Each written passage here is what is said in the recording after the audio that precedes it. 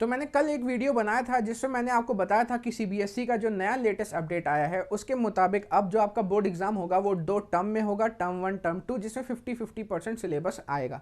इसके बाद बहुत सारे बच्चों का क्वेश्चन आया कि सर अब हमारे पढ़ने का तरीका क्या होगा, कैसे हम पढ़ाई करें, कौन सी बुक्स से पढ़ाई करें, और सर ये जो पैटर्न चेंज हुआ इसमें हमारा अच्छा है कि बुरा है। तो मैं तीनों क्वेश्चन का जवाब दूंगा जल्दी से इस वीडियो में। इस वीडियो के बाद आपको कोई भी कंफ्यूजन नहीं रहेगा। पैटर्न चेंज होने के बाद आप टेंशन फ्री होकर अपनी पढ़ाई कर सकते हैं। अगर आपको लगे कि इस वीडियो में आपका कंफ्यूजन दूर हुआ है तो अपने दोस्तों के साथ भी ये वीडियो शेयर करिएगा। तो सबसे पहले जो लोग दिसंबर का इंतज़ार कर रहे थे कि भाई साहब अपना पेपर तो अगले मार्च में है और हम दिसंबर में तैयारी करें, उनके लिए थोड़ा सा प्रोग्राम में चेंज है। प्रोग्राम में थोड़ा चेंज रहने का है। उनको तैयारी आज से चालू करनी पड़ेगी। मतलब गजब खराब व्यवस्था है, क्योंकि हमारा जो पहला टर्म 1 का पेपर है वो अगले 4 महीने के बाद है। आज हो गया जुलाई, नवंबर या दिसंबर में हमारा पेपर है। तो जो हमारा टर्म 1 है वो नवंबर या दिसंबर में है। सिर्फ 4 महीने बाकी हैं, सिर्फ 4 महीने बाकी हैं। अच्छा, अब क्या पैटर्न होगा? एमसीक्यू होगा, एमसीक्यू क्वेश्चन आएंगे। तो अब एमसीक्यू सुन के लोगों का बीपी बढ़ गया, टेंशन में आ गए बच्चे कि सर ये तो आईआईटी मेंस और एडवांस की तरह हो गया, पहले मेंस फिर एडवांस। नहीं भाई साहब, ऐसा नहीं। अपने दिमाग में ये सब क्यों डाल रहे हो यार, क्यों डाल रहे हो? एमसीक्यू है इसका मतलब ये थोड़ी कि पेपर बहुत कठिन आएगा, बहुत ज़्यादा कठिन होगा, हमसे बनेगा नहीं, ऐसा नहीं होने वाला है भाई। एमसीक्यू पिछले 2 साल से पैटर्न में इंक्लूड तो किया गया था हमारे बोर्ड एग्जाम में। एमसीक्यू क्या होगा? हमारा जो एनसीईआरटी का क्वेश्चन है उसी से बनेगा। जैसे अगर कोई 10th का बच्चा ये वीडियो देख रहा है और 12th का बच्चा वीडियो देख रहा है, उसके लिए मैं एक एग्जाम्पल बताता हूँ। 10th के बच्चे ने पोलिनोमियल्स चैप्टर नंबर 2 पढ़ लिया होगा।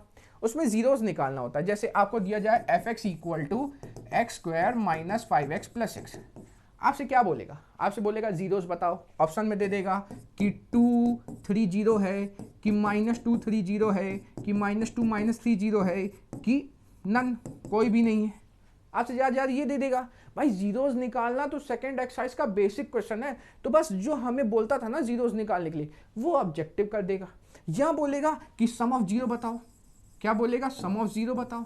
तो सम ऑफ जीरो कैसे निकलता है? -b/a से निकलता है ना। सम ऑफ जीरो कैसे निकलता है? -b/a। तो आंसर को ऑप्शंस में दे देगा कि भाई ये वाला आंसर सही, कि ये वाला सही। तो उसमें कठिनाई क्या होगी यार, इसमें प्रॉब्लम क्या होगी? तो आपका पढ़ने का तरीका, पहला क्वेश्चन, क्या हमें पढ़ने का तरीका चेंज करना? नहीं, हम जैसे पढ़ रहे थे वैसे ही पढ़ना है हमें। हम एनसीईआरटी क्वेश्चन लगा रहे थे, अभी भी हमें एनसीईआरटी क्वेश्चन लगाना है। जैसे 12th का बच्चा है, मैट्राइसिस उसने पढ़ लिया होगा, है ना अभी तक।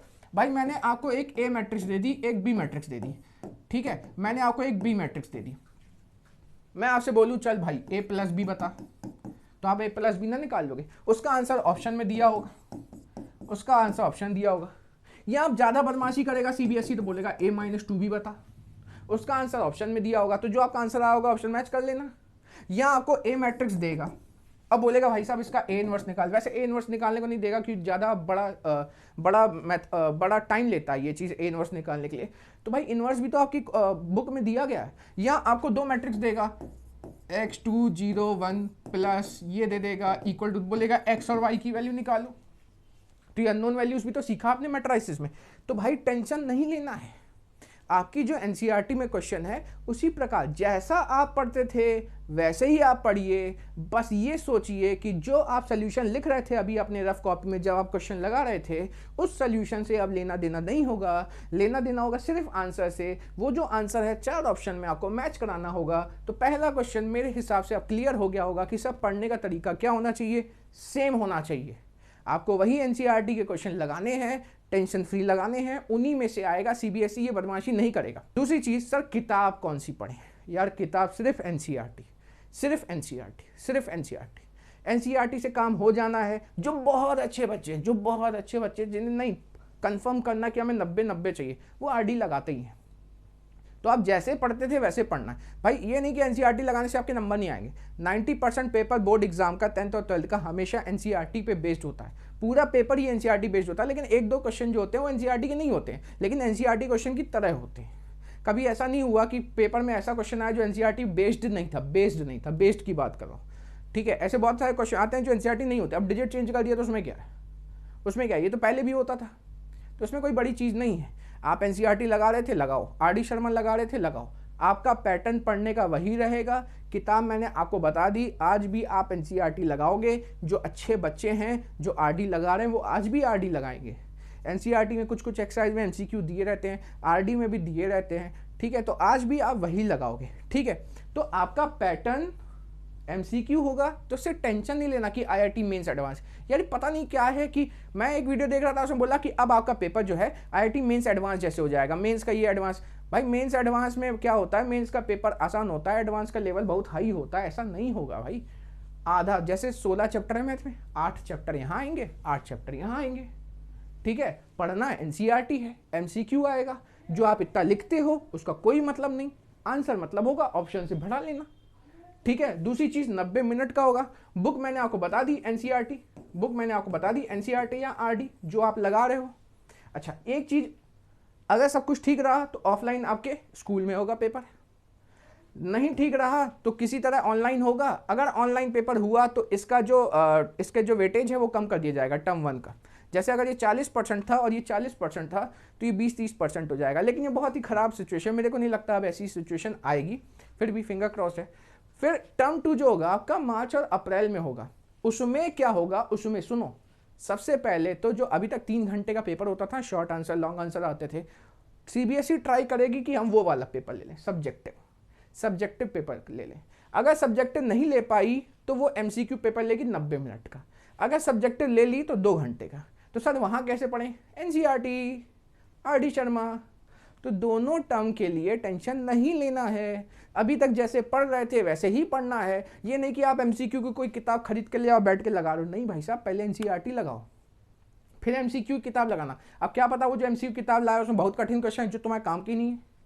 तो पढ़ने का तरीका समझ गए, टेंशन नहीं लेना, एक सही डायरेक्शन में जाओ, एनसीईआरटी आरडी यही पढ़ो जो अभी तक पढ़ रहे थे ना, जो आपका टीचर स्कूल का कोचिंग का जो आपको पढ़ा रहा था वही चीज़ आपको फॉलो करनी है। कोई फालतू की एमसीक्यू की बुक खरीद के मत ले आना, ठीक है, वही चीज़ पढ़ना, उसी से आएगा, गारंटी देता हूँ। नवंबर दिसंबर बाद वीडियो खोल के देख लेना, 90 मिनट का जो पेपर होगा 90% क्वेश्चन एनसीईआरटी की तरह होंगे, 90% क्वेश्चन। और बाकी आरडी तो बोल ही रहा हूँ लगाने के लिए। तो समझ गए आप लोग कौन सी किताब लगानी है, कैसे पढ़ना है। पढ़ने में कोई चेंज नहीं, पढ़ाई में कोई भी चेंज नहीं होना चाहिए, ठीक है।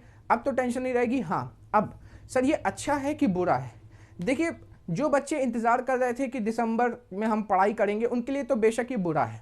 अच्छा इसलिए मान सकता हूँ कि देखो पिछले साल से बार बार पेपर कितना कैंसिल हो रहा है, तो उस प्रकार ये अच्छा है। तीसरी चीज़ ये क्या होती कि अब आपका टेंशन खत्म होगा। पहले आप बोर्ड एग्जाम में जाते थे तो पूरा सिलेबस पढ़ना होता था, तो पूरी किताब का टेंशन होता था। अब आधा सिलेबस, आधा, तो थोड़ा टेंशन मेरे हिसाब से कम होगा।